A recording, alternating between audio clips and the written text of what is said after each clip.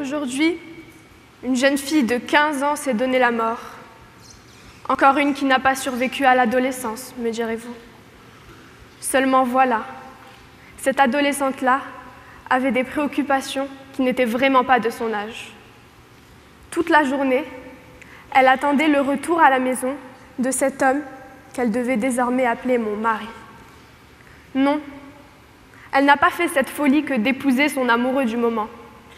Non, elle n'a pas choisi qu'elle appellerait cet homme ainsi. C'était là, posé devant elle, et elle n'a pas eu le choix. Cette adolescente, c'est Amina El Filali. Amina a été mariée à son violeur alors qu'elle n'était qu'une enfant. Et comme si cela ne suffisait pas, elle a été battue pendant près d'1 an avant de se suicider avec de la mort au rat. Une mort lente et douloureuse. À la suite de la mort de sa toute jeune épouse, son mari a bien sûr été interrogé, mais non pas comme coupable, seulement comme témoin. Après avoir déclaré que la belle famille était responsable de la mort de la jeune fille et que leur mariage était un accord des 2 parties, il a été relâché.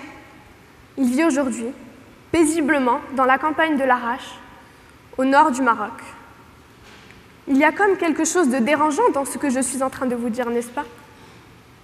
Effectivement, depuis toujours, en Afrique du Nord, au Moyen-Orient et dans certains pays asiatiques comme l'Inde, il existe une loi qui n'avait pas fait réagir grand monde avant que cette Marocaine mette fin à ses jours dans d'atroces souffrances.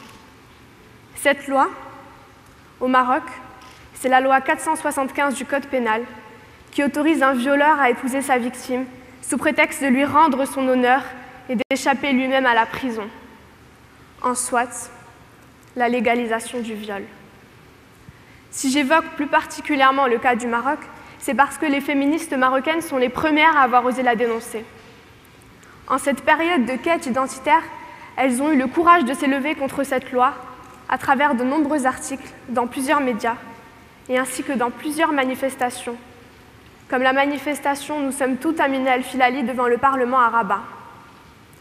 J'ai également été interpellée par un article dont le titre était « Maroc, le pays où le viol est déguisé en mariage ».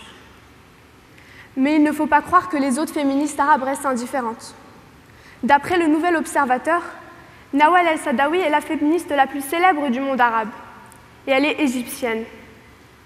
Après avoir enseigné dans une université aux États-Unis, elle revient au Caire.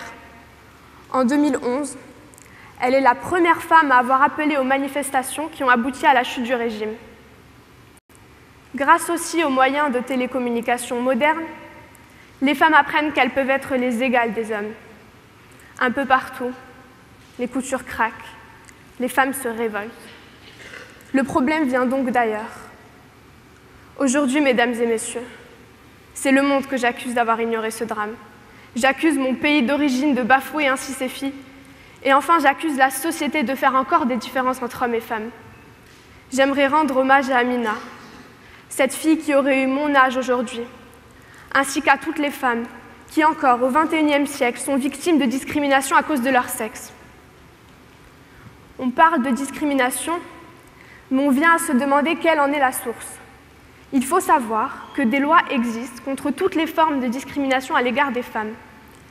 L'article 19 de la nouvelle constitution du Royaume du Maroc de 2011 dit que l'homme et la femme jouissent à égalité des droits et libertés à caractère civil, politique, économique, social, culturel et environnemental.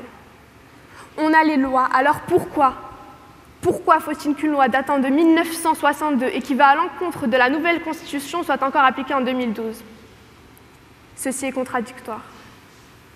Le Maroc, en tant que pays islamique, voit la religion dicter ses codes civils et familiales.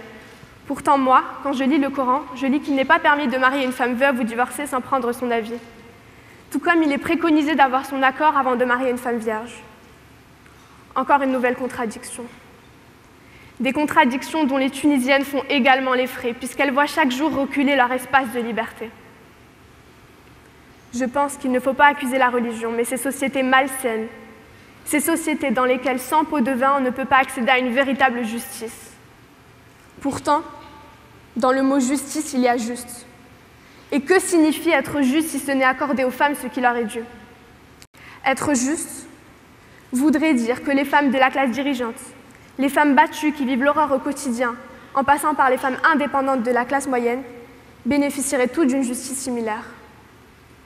On doit donc comprendre qu'Amineh El-Filali n'a pas été seulement victime d'un viol, mais aussi de la loi, sa famille étant trop pauvre pour les pots de vin et sans aucune relation. Mais il ne faut pas croire que son cas est un cas isolé. Malheureusement, il n'existe aucune statistique qui prenne en compte le nombre de vies brisées par ces pratiques ancestrales. Qui peut dire combien de timides mariés sur la photo ont d'abord été bafoués par leur époux et négociés pour l'honneur de leur famille? Ni vous, ni moi. Aujourd'hui, mesdames et messieurs, le monde arabe est à son tournant. Il devient indispensable que les législateurs, les juges et les avocats soient décidés à ce que les femmes puissent disposer des mêmes droits que les hommes, qu'elles puissent s'émanciper, qu'elles puissent choisir de dire non.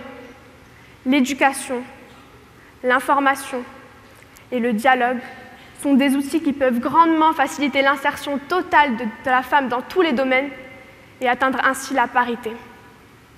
Ce sera un petit pas pour la liberté de la femme dans le monde arabe et un grand pas pour la cohérence, l'égalité des sexes et donc l'humanisme.